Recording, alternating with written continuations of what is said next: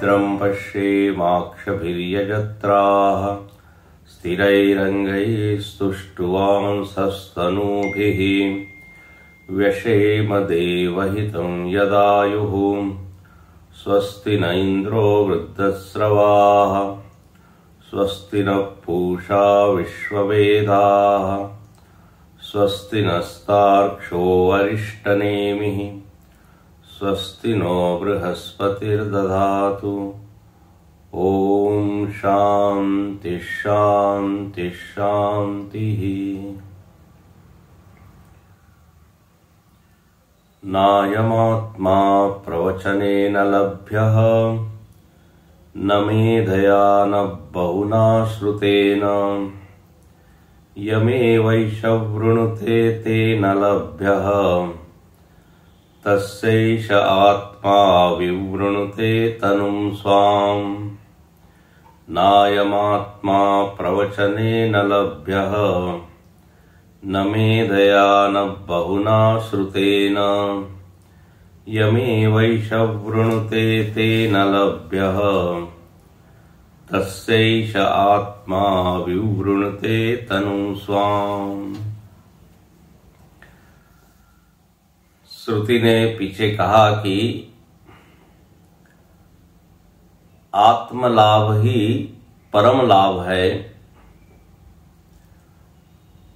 आत्मलाभ ही व्यक्ति को संसरण से छुड़ा सकता है। बाह्य लाभ जो है वो बाह्य संकटों से कुछ समय के लिए हमको मुक्त कर सकते हैं, लेकिन यदि दुख की आत्यंतिक निवृत्ति चाहिए तो आत्मदेव का लाभ प्राप्त करना चाहिए। आत्मदेव की जो उपस्थिति है उसकी महिमा को जानने से ही परम लाभ होगा। दुख का अभाव का अनुभव होगा। तत्र को मोह कशोक। तो बोले जब ये आत्म लाभ ही परम लाभ है तो फिर इसके लिए उपाय क्या है? तो उपाय भी बहुत सारे होंगे, ऐसा एक मन में भाव बनता है या प्रश्न आता है। भाई कोई भी ध्येय आपको बताया जाता है तो नेचुरली उसकी प्राप्ति का जो साधन है उसके बारे में भी जानना ये हमारा क्या कर्तव्य हो जाता है। और जो जिज्ञासु है वो तो पूछेगा ही कि भाई कैसे ये मिलेगा। जिसको जाना नहीं है, पाना नहीं है, वो साधन की चर्चा नहीं करेगा, उसको साधन में कोई रुचि नहीं रहेगी। वो उस ध्येय के बारे में सोच के उसको अलग रख देगा, क्योंकि उसके जीवन में वो ध्येय है ही नहीं। लेकिन जो वास्तव में तीव्र मुमुक्षु है, जिज्ञासु है, वो तो चाहेगा कि उपाय क्या है और उपाय कौन से नहीं है। तो यहां पर श्रुति ने स्पष्ट कर दिया, कोई विभ्रम न रहे साधक के मन में कि ये करने से मिल जाएगा क्या। तो बोले जो बहुत प्रवचन कर रहा है, जिसमें वक्तृत्व क्षमता है, हजारों लोगों को कथा सुना रहा है, तो बोले इतने मात्र से बात नहीं बनेगी। वाग वैखरी शब्द धरी शास्त्र व्याख्यान कौशलम। विवेक चुड़ामणी में कहा कि जिसकी वाणी बिल्कुल अलंकृत है, अलंकारिक भाषा है, ऑर्नामेंटल जिसको कहते हैं, अलग अलग उपमाएं, छंद, रस उनका प्रयोग कर रहा है, और विषय प्रस्तुत कर रहा है, बता रहा है विषय, बोले भुक्तये न तो मुक्तये। इससे आपको भोग मिल जाएगा। भोग का मतलब क्या है? धन मिल सकता है, कीर्ति मिल सकती है, प्रशंसा लोग कर सकते हैं। तो भुक्तये न तु मुक्तये, लेकिन इससे मुक्ति मिल जाएगी ये तो नहीं हो सकता। तो प्रवचन का निषेध किया यहां। लेकिन कल जैसे हमने कहा था, इसका मतलब हम प्रवचन न करें ये भी नहीं है। दूसरी तरफ उपनिषद कहती हैं कि स्वाध्याय और प्रवचन को कभी न छोड़े, प्रवचन में कभी भी प्रमाद न हो। स्वाध्याय प्रवचनाभ्याम न प्रमादितव्यम। तो प्रवचन को एक बहुत शक्तिशाली साधन माना गया है।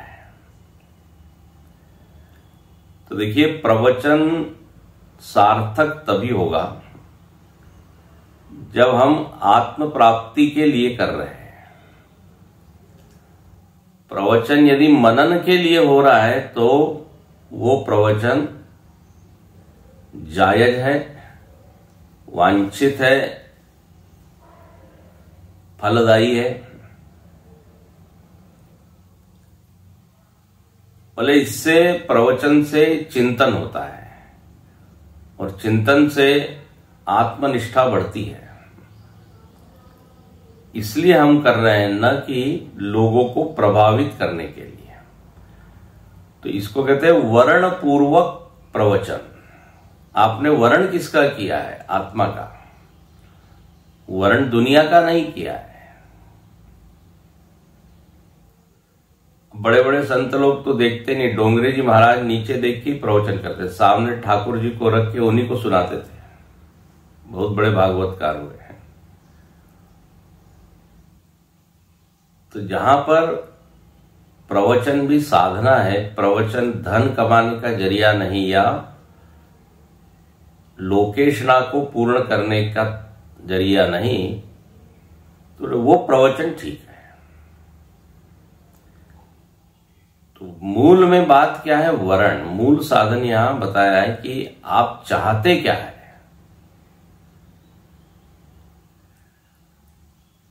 हम श्रवण भी कर रहे हैं, ग्रंथ धारण भी कर रहे हैं, प्रवचन भी कर रहे हैं, लेकिन मूल में जो प्रयोजन है वो प्रयोजन मिसिंग है। बाहर की चीजें सब कर रहे हैं। कई बार बहिरंग चीजों को हम एडॉप्ट कर लेते हैं। बोले देखो वही आत्मा की प्राप्ति सुनने से होती है, चलो सुनो, तो सुन तो रहे हैं, नकल कर रहे हैं। बाह्य चेष्टाओं की यदि हम नकल कर रहे हैं तो उससे बात नहीं बनेगी। फिर वो सब कुछ करेगा लेकिन उसको अनुभव नहीं होगा तो वो कहेगा कि ये तो बेकार है, जो कहा गया वो हमने भी किया, हुआ तो कुछ नहीं।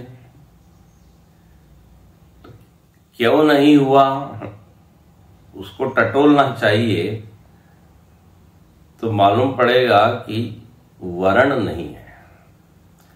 इसलिए लभ्यते यमे वैशव गृणते तेन लभ्य, तेन लभ्य केन, जिसने वर्ण किया है, वर्णे नहीं। वर्ण का मतलब हमने कल बताया था कि चुन लेना, उसी को चाहना, उसके अलावा और किसी को न चाहना, इसको कहते हैं वर्ण। जैसे जब मां पार्वती को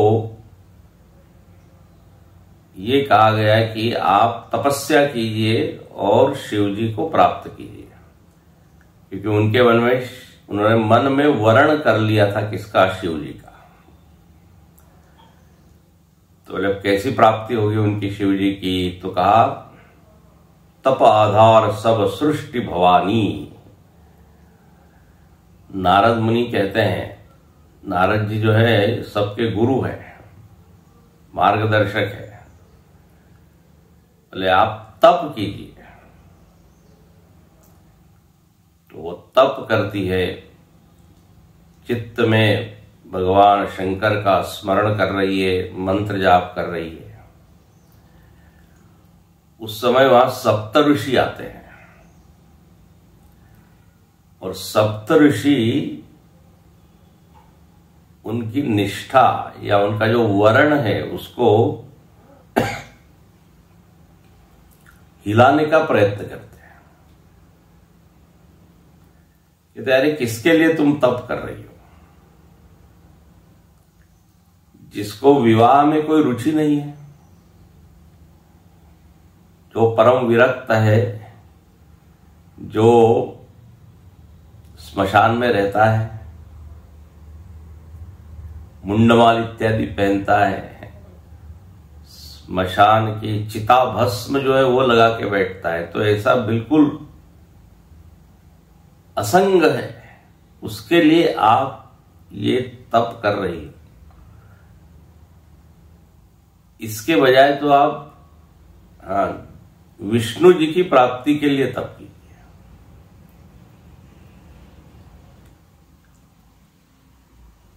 वो उनके पास धन है, उनके पास क्या आभूषण है, सुंदर है दिखने में, काफी गुण उनके वो बताते हैं। लेकिन इसके ऊपर पार्वती जी की टिप्पणी क्या है? पार्वती जी की टिप्पणी है, अब मैं जन्म संबुहित हारा, को गुण दूषण को विचारा, जन्म जन्म रति रगर हमारी, बरनऊ संबु नत रहो कुआरी। बोले अब हमने चुन लिया है, ये वर्ण के लिए हम उदाहरण दे रहे हैं। बोले अब जन्म जन्म तक अब हमारी यही चाह रहेगी कि हम शिव जी से ही विवाह करें। वो दिन नहीं मिले तो हम कुआरे रह जाएंगे, इतना बोल दिया उन्होंने। रहो कुआरी, ये है वर्ण। मतलब चलो ये नहीं मिला तो इनसे विवाह कर लें, ऐसा नहीं। इसका मतलब वर्ण आपका पक्का नहीं है। ये पार्वती जी का उदाहरण बहुत ही अच्छा है। वर्ण के लिए यही किया था। को गुण दोषण करे विचार, गुण और दोष का विचार क्या करें? अब हमने तय कर लिया कि हमारा संबंध इनसे ही होना है। इसको कहते हैं वृणुते। जैसे मीराबाई ने भी कहा, ऐसे वर को क्या वरु, जो जन्मे अरु मरी जाए, वर वरिये गोपाल जू, मारो चुड़लो अमर हुई जाए। बोले हमने वर्ण कर लिया है गोपाल जी का, मेरे तो गिरधर गोपाल दूसरो न कोई। ये जो दूसरो न कोई ना, ये बहुत महत्वपूर्ण है। नहीं तो मेरे ये भी है और मेरे वो भी है और मेरे वो, ऐसे 10 जगह जब बुद्धि चल रही है तो उसको साधक नहीं कहते या उसको साधु नहीं कहते। तो कहते हैं ये है वर्ण का स्वरूप। यदि ये हो जाए तो फिर सारे साधन कीजिए, फिर ग्रंथ को भी याद कीजिए और फिर श्रवण भी कीजिए। हमारे गुरुजी हमेशा कहते रहे, वर्ण पूर्वक श्रवण करें। आप श्रोता बन के श्रवण न करें, बल्कि क्या साधक बनकर श्रवण करें। कान पवित्र करने के लिए श्रवण न करें, बल्कि मन पवित्र हो, बुद्धि में ज्ञान स्थिर हो, इसलिए श्रवण। समय है इसलिए श्रवण कर रहे हैं, अच्छा लगता है इसलिए श्रवण कर रहे हैं। ये हो सकता है, ठीक है, लेकिन उस श्रवण का लेवल, उसका स्तर ऊंचा ऊंचा होना चाहिए। हमारे स्वामी जी कहते रहे, जब आप सुन रहे हैं तो इस भाव से सुने कि केवल हमारे लिए ही सुनाया जा रहा है, तब उस श्रवण में गंभीरता आ जाएगी, गहराई आ जाएगी। तो यहां की भाषा में उसको क्या बोलेंगे? वरण करके श्रवण कर रहे हैं। तो वरण मतलब प्रार्थना, अर्थना, चाहना। साधु उसी को कहते हैं जो उसी को चाहता है, इसलिए सुनता है, और कोई अन्य प्रयोजन नहीं है। आनंद गिरि जी महाराज यहां पर टिप्पणी टीका में लिखते हैं, बीच की लाइन है, पृष्ठ क्रमांक 80 यदि आपके पास हो तो, बहिर्मुखे न तु शतशोपि श्रवणादौ क्रियमाणे न लभ्यते। मिला मध्य में, बहिर्मुखे न, बहिर्मुखी वृत्ति से यदि आप सैकड़ों बार भी श्रवण कर रहे हो तो भी न लभ्यते। अतः परमात्मा अस्मि इति अभेद अनुसंधानम परमात्म भजनम पुरस्कृत्यैव श्रवणादि संपादनीयम इति भावः। बोले इसलिए श्रवण का स्वरूप क्या हो? तो बोले जिस परमात्मा के बारे में बताया जा रहा है, उस परमात्मा का अपने से अनुसंधान करते हुए हम श्रवण करेंगे। अच्छा, ये मेरे बारे में बताया जा रहा है, अपने भीतर देखते हुए हम श्रवण करें। ये तो चित्त बहिर्मुखी है, इधर उधर भाग रहा है, फिर थोड़ा कुछ विचार सुन लिए तो उससे क्या सब खिचड़ी हो जाएगी।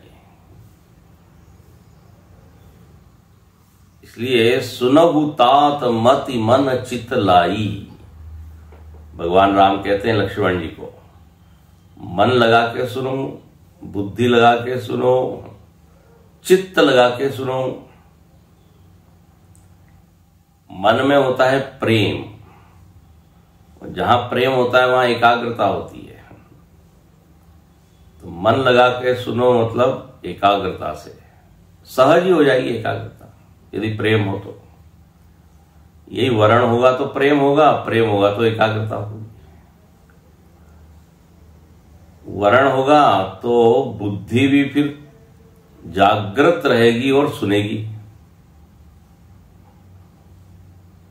मंद बुद्धि से नहीं सुनेंगे, ग्रहण अच्छा होगा, बुद्धि लगा के सुनेंगे।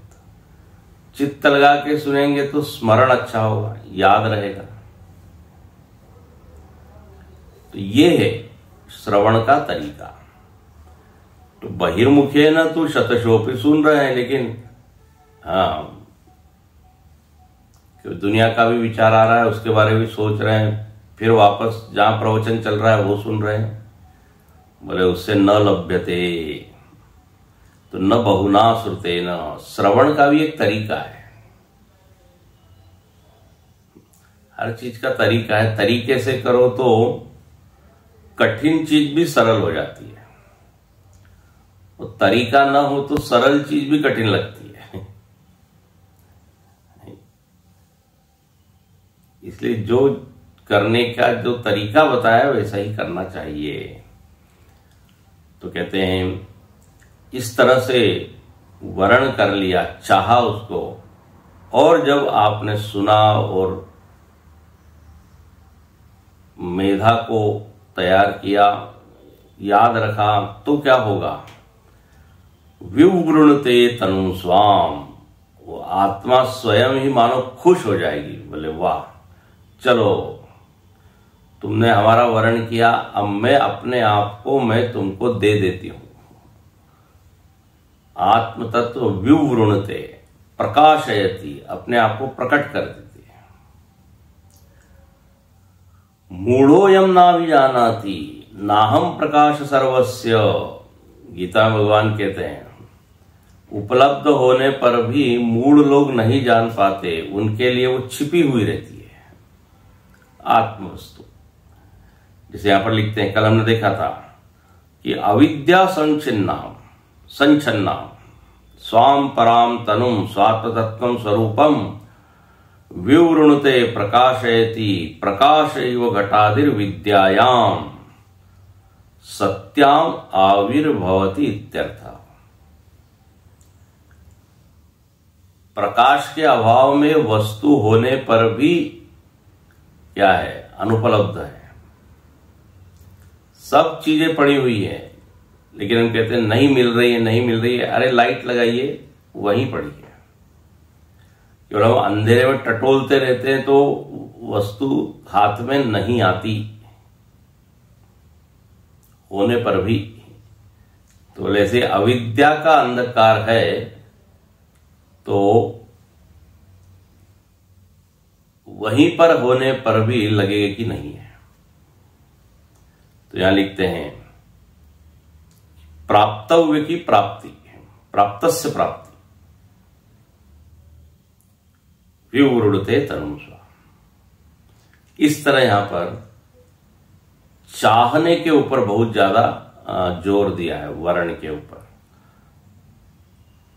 साधु में मुख्य बात, मुख्य साधन वर्ण ही होता है, इसलिए वह सिद्ध बन जाता है। नहीं तो ऊपर ऊपर की हम सब चेष्टाएं कर रहे हैं, लेकिन जो मूल चीज है वो उसको मिस कर गए हैं। अच्छा, अब आगे कहते हैं कि चलो और भी सुना देते हैं कि इन सब चीजों से आत्मा नहीं मिलती। यदि ये आपके पास नहीं है तो बोले देख लीजिए भाई, इसको पहले लेके आइए और फिर प्रयत्न कीजिए, तब तो मिलेगी चीज। किससे नहीं मिलेगी तो देखिए, नायमात्मा बलहीनेन लभ्यः न च प्रमादात् तपसो व्याप्यलिंगात् एतैरुपायैर्यतते यस्तु विद्वान् तस्यैष आत्मा विशते ब्रह्मधाम। नायमात्मा बलहीनेन लभ्यः न च प्रमादात् तपसो व्याप्यलिंगात् एतैरुपायैर्यतते यस्तु विद्वान् तस्यैष आत्मा विशते ब्रह्मधाम। अब कहते हैं अयम आत्मा, यह जो आत्मा है, बलहीनेन न लभ्य, बलहीन को प्राप्त नहीं होती। भाष्यकार देखिए क्या लिखते हैं, आत्म प्रार्थना सहाय भूतानि एतानि च साधनानि। बहुत ही शुद्ध कहते हैं,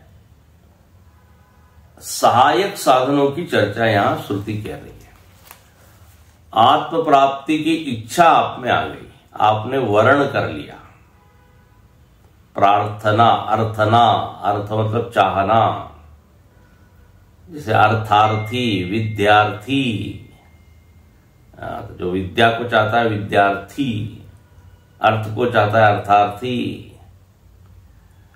तो आत्म प्रार्थना, प्रार्थना तो कर ली उसने, चाह तो हो गई।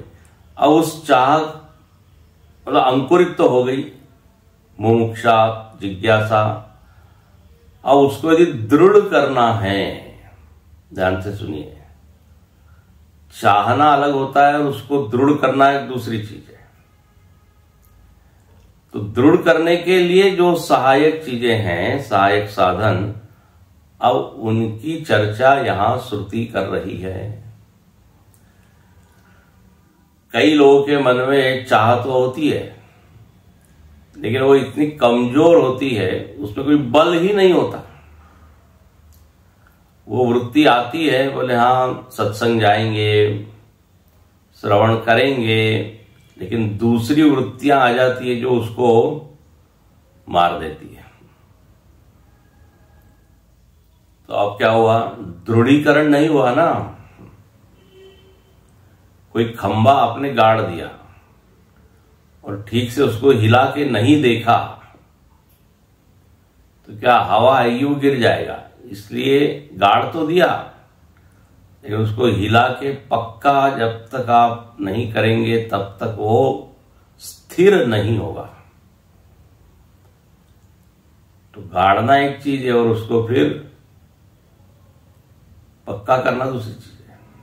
ऐसे ही यहां पर आत्म प्रार्थना सहाय भूतानी, सहायक जो साधन है, जो उस वर्ण को और पक्का करेंगे, बोले उसकी चर्चा अब हम कर देते हैं। सहाय भूतानि एतानि च साधनानि, बोले वो कौन से है साधन। तो मंत्र में देखिए, बोले निर्बल यदि आप होंगे तो न लभ्य, बलहीनेन न लभ्य। पहले केवल मंत्रार्थ देख लेते हैं। दूसरा, न च प्रमादात, जीवन में यदि प्रमाद हो, आलस्य हो, ढीलापन हो, बोले तो भी बात नहीं बनेगी। न च प्रमादात। तीसरा कहते हैं, तपसो वा अपि अलिंगात, अलिंग तप से, अलिंग तप से भी बात नहीं बनती। बोले अलिंग तप क्या होता है? लिंग का वैसे अर्थ होता है चिन्ह, और यहां लिंग का अर्थ है संन्यास। अभी हम देखेंगे लिंग का अर्थ क्या है, संन्यास। संन्यास रहित, अलिंग मतलब क्या, संन्यास रहित, जिसमें लिंग नहीं है, मतलब संन्यास नहीं लिया है। संन्यास रहित तप, बिना त्याग के तप, बिना संन्यास के जो तप है, बोले उससे भी बात नहीं बनेगी। मतलब संन्यास लेके तप करें ऐसा। वो बोले इसके ऊपर और चर्चा जरा कीजिए, तो अभी फिर हम देखेंगे, लेकिन हम शब्द देख रहे थे, शब्दार्थ। तो तीन चीजों से मना कर दिया, न तो बलहीन को मिलेगी, न प्रमादी को मिलेगी, न संन्यास रहित तपस्वी को मिलेगी। अब इसका उल्टा कर दीजिए, मतलब जो बलवान है उसको मिलेगी, जो अप्रमादी है उसको ये आत्म वस्तु मिलेगी, और जिसने संन्यास सहित तप किया है उसके लिए ये उपलब्ध होगी। इसलिए तुरंत लिख देते हैं श्रुति अगली पंक्ति में, एतैरुपायै यतते, इन उपायों के द्वारा जो प्रयत्न करता है। कौन है प्रयत्न करने वाला? यह तू विद्वान, ये जो विद्वान है, विद्वान का अर्थ कल हमने देखा था, जिसने वर्ण किया है वही विद्वान है। उदाहरण दिया था, अमृत का वर्ण करे विष को छोड़े। तो जो परमात्मा का वर्ण करे प्रपंच को छोड़े, जो आत्मा का वर्ण करे अनात्मा को छोड़े, जो सत्य का वर्ण करे असत का त्याग करे, वो है विद्वान। श्रेय का वर्ण करे प्रेय का त्याग करे, उसी को विद्वान संज्ञा दी है। जगत में विद्वान उसको बोला जाता है जो बड़ी बड़ी किताबें लिखे, बड़े अच्छा भाषण दे। हाँ, ये बहुत विद्वान है, इनका विद्वत्तापूर्ण व्याख्यान हमने सुना। तरह तरह के ग्रंथों से क्या उद्धरित कर रहे हैं विचारों को। जिन्होंने पीएचडी किया है उनको कहते हैं लोग विद्वान। लेकिन यहां विद्वान का अर्थ है जिसने वर्ण किया है आत्मा का, और इन उपायों को जो कर रहा है। यस्तु विद्वान तस्यैष आत्मा विशते ब्रह्मधाम, बोले उसकी आत्मा, तस्य आत्मा ब्रह्मधाम विशते।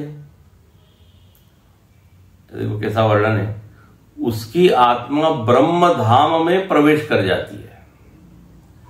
अब ये एक्सप्रेशन बड़ा अलग है, अभिव्यक्ति। ऐसा लगता है कि ब्रह्मधाम एक कोई जैसे चार धाम की तरह कोई स्थान है, ब्रह्मधाम।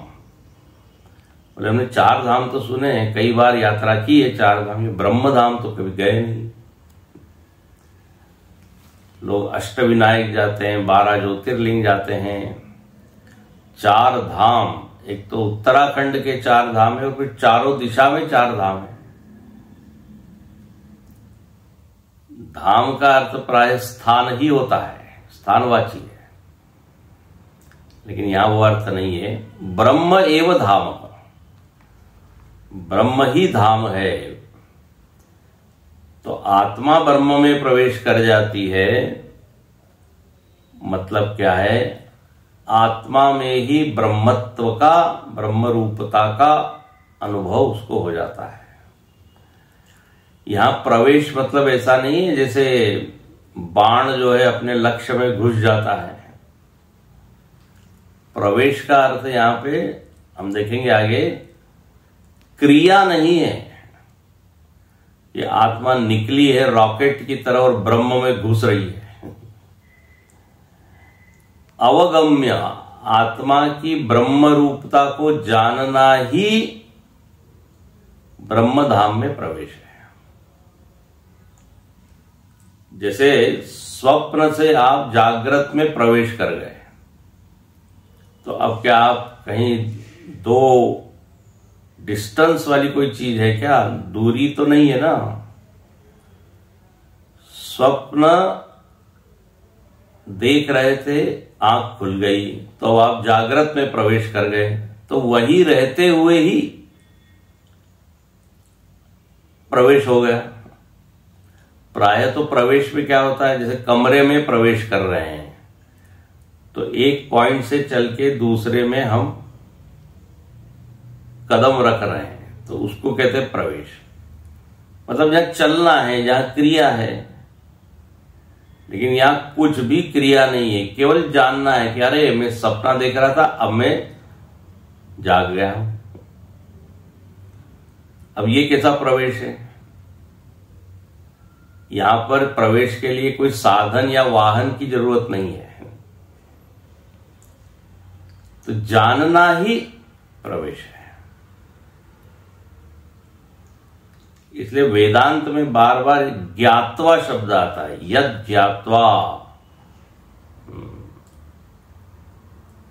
अमृतत्वम ही विंद्र, ज्ञात्वा, विज्ञाय, जान करके। तो यहां पर लिखते हैं ब्रह्मधाम विशते। वो जो विद्वान है वो यही देखता है कि जो आत्म वस्तु है यही ब्रह्म है, बस उसकी निष्ठा, उसकी स्थिति उस पर हो जाती है। तो जिसने ये उपाय किए हैं उसको ये लक्ष्य की प्राप्ति होती है। पीछे कैसे क्या बताया था? पीछे बताया था आत्मा विवृणते तनु स्वाम, आत्मा अपने स्वरूप को प्रकट कर देती है कि मैं ही ब्रह्म हूं। ये जिसने वर्ण किया, तीव्रता से चाहा, यहां पे उसी को बोल दिया कि उसको अपनी महिमा का ज्ञान हो जाता है। अभी आत्मा का ज्ञान तो सभी को है, ऐसा कोई भी नहीं है जिसको अहम का ज्ञान नहीं है, अहम का भान नहीं है। पंचदशीकार कहते हैं, जो कहता है कि हमको आत्मा का ज्ञान नहीं है, भान नहीं है, बोले वो मिट्टी का ढेला है। जो जड़ चीजें उसी वही कह सकते हैं कि हमको भान नहीं है। तो क्या है, विद्यारण्य स्वामी जी कहते हैं, इसलिए ये कभी नहीं कहिए कि हमको आत्मा का ज्ञान ही नहीं है। ये ज्ञान नहीं है ये बोलने के लिए भी आत्मा की जरूरत है। आप हो तभी आप कह रहे हो कि आप नहीं हो। लेकिन हाँ, बात यह है कि उस आत्मा का जो महात्म्य है वो कहीं ना कहीं विस्मृत हो गया है। तो यहां पर कहते हैं कि इन उपायों को यदि किया जाए तो अपनी ही महिमा हमको ज्ञात होगी। इसी को कहते हैं विशते ब्रह्म धाम। अच्छा भाई, तो पहला जो साधन है जिसको मना किया वो क्या है? तो बोले बलहीनेन न लभ्य। जिसके पास बल हो वही प्राप्त कर सकता है। अब बल का मतलब क्या है? बोले बल तो हमारे पास बहुत है। बोले कौन सा बल है? बाहुबल है, बाहुबल, भुजाओं का बल है। तो मिल जाएगा? पहलवान बनने से मिल जाएगा क्या? बोले नहीं। फिर धन बल, धन का एक बल होता है, खूब पैसा है, संपत्ति है, तो संपत्तिवान को आत्मा मिलेगी क्या? क्योंकि आप कह रहे बलहीन को नहीं मिलती, तो हम तो बल वाले हैं। बोले नहीं, यहां जो बल है वो बिल्कुल अलग है। धन बल, जन बल, बाहुबल, इन बलों से काम नहीं बनेगा।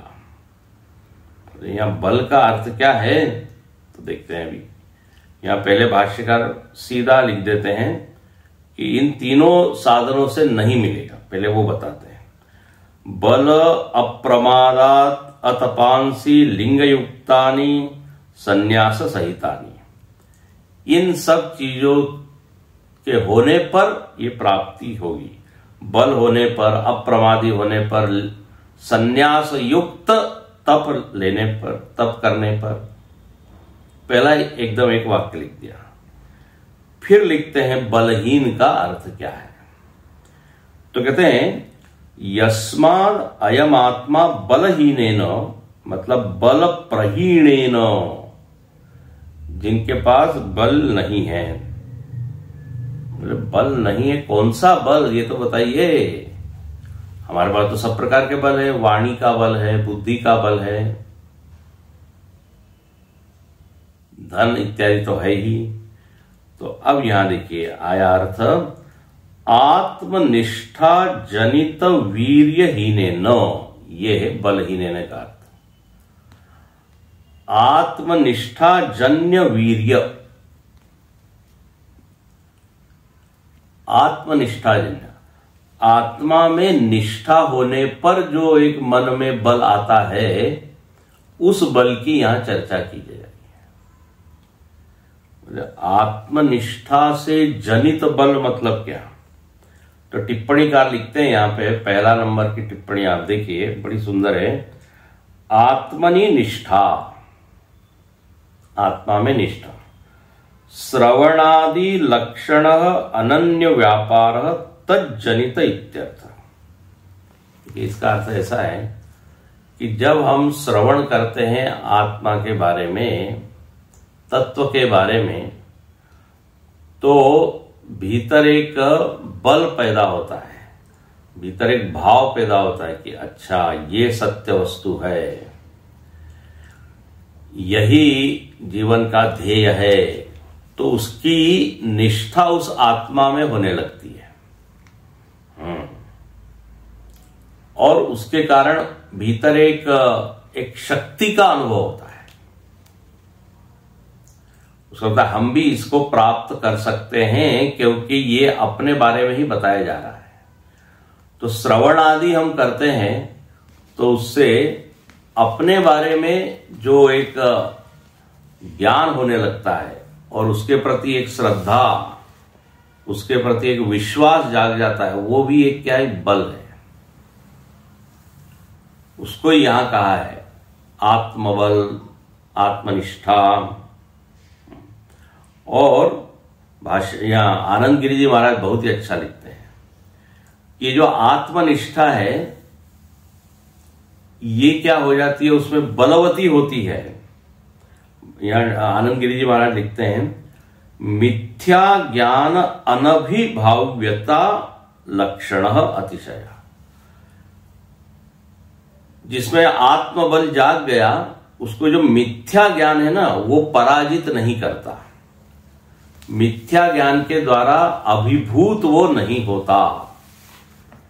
अरे ये क्या है, समझ में नहीं आ रहा है। मिथ्या ज्ञान से अभिभूत नहीं होना ही क्या है, आत्मनिष्ठा है या आत्मबल है। इसका मतलब ऐसा है कि जगत में जब आप विचरण करते हो, समाज में, व्यवहार में, तो जो मिथ्या ज्ञान है ना, जो गलत ज्ञान है, उसका बहुत प्रभाव होता है, वो डोमिनेटिंग होता है। और जो हम श्रवण में हमने सुना है कि आत्मा ही सत्य है, वही मैं हूं, ये जो ज्ञान है, ये ज्ञान कहीं ना कहीं दबाया जाता है, उसको हराया जाता है। अपना व्यवहार या समाज में जो वर्तन इत्यादि होता है, उसमें कहीं इस बात की पुष्टि नहीं होती। इसलिए जब हम श्रवण करते हैं तो लगता है कि ये सब सही है, लेकिन जब श्रवण खत्म हो जाता है तो वो बल उसका हल्का लगता है, हल्का हो जाता है। देखो, इसको आप समझ पा रहे कि नहीं मालूम नहीं, लेकिन आप देखिए भीतर तो बलहीन है ना, मतलब जो श्रवण करने के बाद भीतर एक वृत्ति आती है कि यही सत्य है। बोले ये यदि वृत्ति नहीं पैदा हो रही है, बार बार बाहर के जो विचार हैं वो इस विचार को दबा रहे हैं, उसको तो मिथ्या ज्ञान, जो सत्य ज्ञान है वो मिथ्या ज्ञान से हार रहा है, तो बोले तब तो न लभ्य। अब नचिकेता के उदाहरण में आप देखिए, बार बार यमराज उसको यही कह रहे हैं, अरे बोले ये तुम अभी तो छोटे हो, इसको तो देवता लोग भी प्राप्त नहीं कर पाते। तो उनका जो बल है ना, उस बल को कमजोर कर रहे थे। लेकिन नचिकेता पक्के थे, बोले नो वरस्तु में वरणीय सएव। तो जब हम आत्मा के बारे में श्रवण इत्यादि करते हैं तो एक प्रकार की निष्ठा बनती है, उसी को यहां वीर्य कहा है, उसी को बल कहा है। बोले वो क्या रहना चाहिए, बना रहना चाहिए, तभी प्रगति होती है। तो नायम आत्मा, आत्मनिष्ठा जनित वीर्य है हीनेन न लभ्य। अच्छा, फिर लिखते हैं दूसरा, न च प्रमादात, प्रमाद के द्वारा इसकी प्राप्ति नहीं होती। अब प्रमादी, प्रमाद का अर्थ सामान्य क्या हम लेते हैं कि जिसकी कोई रुचि नहीं है, आलसी है, तमोगुणी है। तो यहां प्रमाद का अर्थ भाष्यकार क्या लिखते हैं कि लौकिक न लभ्य नापि लौकिक पुत्र पशुआदि विषय संग निमित्त प्रमादात। बहुत अच्छा अर्थ है। यहां पे प्रमाद का अर्थ है ढीलापन, आत्मा के बारे में ढीले हो जाना।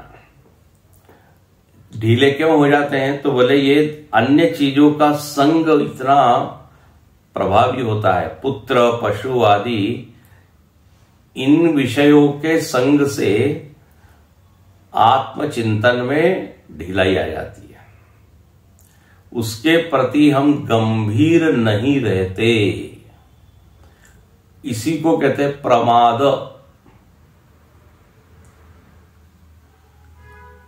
जब ये पुत्र पशु विषय नहीं होते तो हम उस आत्मा के प्रति क्या है, बिल्कुल सजग रहते हैं, जागृत रहते हैं, उसका भान रहता है।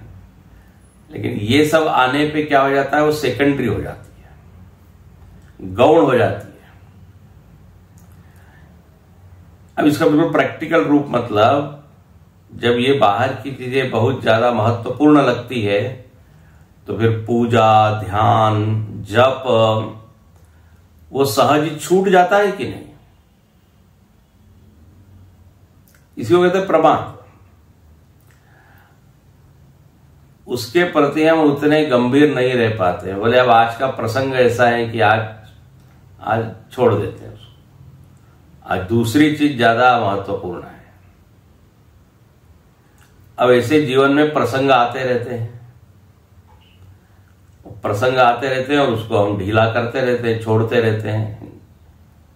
आज शादी में जाना है, आज इधर जाना है, आज वो आने वाले हैं, आज ये करना है।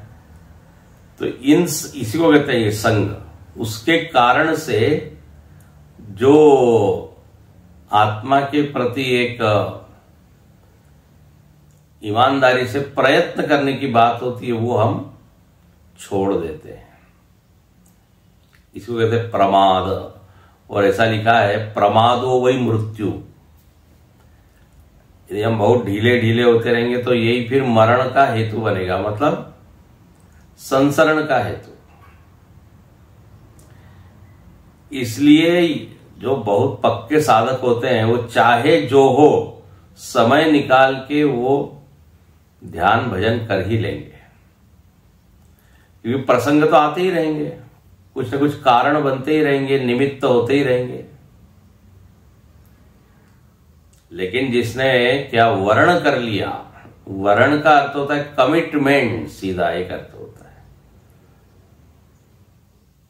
वर्ण करने का मतलब विवाह कर लेना जिसे। तो जिसने अपने लक्ष्य से, ध्येय से विवाह कर लिया, फिर वो अन्य चीजों को छोड़ने के लिए तैयार हो जाता है, प्रमादी नहीं होता। कमिटमेंट कम होगा तो हम आराम से छोड़ देते हैं। तो यहां लिखते हैं ये निमित्त, हजारों निमित्त उत्पन्न होते रहते हैं, उस कारण से ये गौण हो जाता है, प्राथमिक नहीं बना, प्राथमिकता की लिस्ट में नीचे आ जाता है। तो कहते हैं ऐसे साधक को बात नहीं बनेगी या प्राप्ति नहीं होगी। तो नायमात्मा बलहीनेन लभ्य न च प्रमादात्। और तीसरा लिखते हैं तपसो वाप्य लिंगात्। और अंतिम है, इसको पढ़ के हम पूर्ण करें। तथा तपसः वा अपि अलिंगात्। अलिंगात का अर्थ क्या है? लिंग रहितात, लिंग रहित। तप से बात नहीं बनेगी। बोले तप का अर्थ यहां पर क्या है? दो शब्द आए हैं, अलिंग तप। अलिंग तप भी काम नहीं करेगा। तो बोले पहले बताइए तप मतलब क्या? तो तपः अत्र ज्ञानम। यहां तप का अर्थ है ज्ञान, और ज्ञान का अर्थ आप सब ले लीजिए, श्रवण मनन इत्यादि, जिससे आपको ज्ञान हो रहा है वो सब साधन, उसको क्या बोलेंगे? तप। अब देखिए यहां बिल्कुल एक विशेष अर्थ है। तप का अर्थ यहां पे भूखे रहना और उपवास करना और कृच्छ चांद्रायण व्रत करना, एकादशी करना, वो नहीं है। तपः अत्र ज्ञानम। विचारात्मक जितनी साधनाएं हैं जो आपके ज्ञान में बढ़ोतरी करेगी, वो सारी साधना को या तप किया है। पढ़ाई कर रहे हैं, पढ़ रहे हैं, सुन रहे हैं, तो बोले ये तप तो हो, लेकिन वो तप कैसा हो? लिंग सहित हो, लिंग रहित न हो। अच्छा, तो लिंग मतलब क्या? तो लिंगम संन्यास। लिंग का अर्थ है संन्यास। देखो बिल्कुल यहां एक विशेष अर्थ है। लिंग मतलब ऐसे होता है खून या चिन्ह, मराठी में खून कहते हैं, चिन्ह। अब शिवलिंग हम कहते हैं ना, शिवलिंग, तो जो परम तत्व का चिन्ह है, परम तत्व को का संकेतक है, वो है शिवलिंग।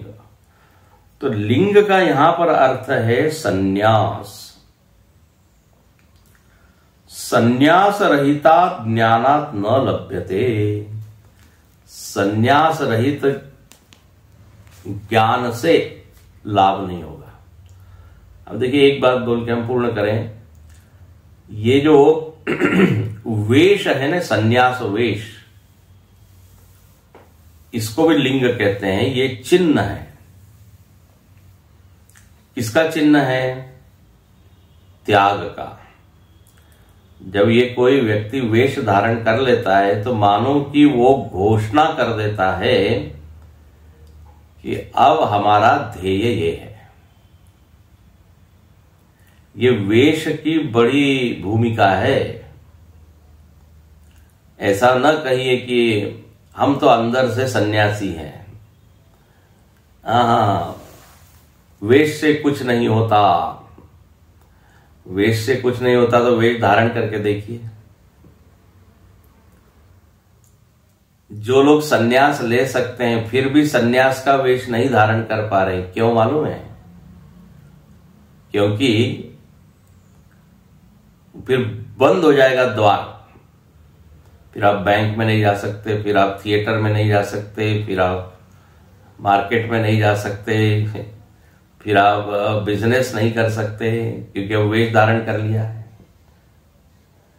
तो खुला रखते हैं वो द्वार, और हम भीतर से सन्यासी है। ये अपने आप को धोखा देने वाला। बाहर का दूसरा व्यक्ति समझता है कि ये जस्टिफिकेशन जो दे रहे हैं ये अपनी कमजोरी को छिपाने के लिए है। ये चालाकी है। यदि सन्यास की वृत्ति है ही तो वेश क्यों नहीं धारण कर रहे? वेश धारण कर लिया कि बस फिर आपने मानो कि ब्रिज को तोड़ दिया, पुल को तोड़ दिया कि अब वापस नहीं जाना है। तो ये कठिन होता है। तो इसलिए यहां पर लिखा है, कल देखेंगे, कि सन्यास रहित, मतलब श्रवण मनन इत्यादि हो रहा है लेकिन पूरी तरह से मन में त्याग नहीं है, तो उसको यहां पर लिंग शब्द से कहा है। सन्यास रहित, अलिंगात मतलब सन्यास वृत्ति रहित, उससे बात नहीं बनेगी। सन्यासी तो बनना ही पड़ेगा। अब चलिए, अपनी परिस्थिति ऐसी नहीं है कि हम सन्यास ले सकते हैं, तो फिर कहते हैं चलिए भीतर से बनिए। लेकिन यहां भाव यह है कि बहुत आसक्त रहकर हम यदि ये सब करेंगे तो उल्टे घड़े पर पानी डालने जैसा होगा। इसलिए ज्ञान श्रवण आदि कर रहे हैं, वो सन्यास है ही नहीं, तो उन्हें अलिंग तप हो जाएगा। वो अलिंग तप। रुकते हैं यही। ओम पूर्णमदः पूर्णमिदं पूर्णात् पूर्णमुदच्यते पूर्णस्य पूर्णमादाय पूर्णमेवावशिष्यते। ओम शांति शांति शांति। हरि ओम। श्री गुरुभ्यो नमः। हरि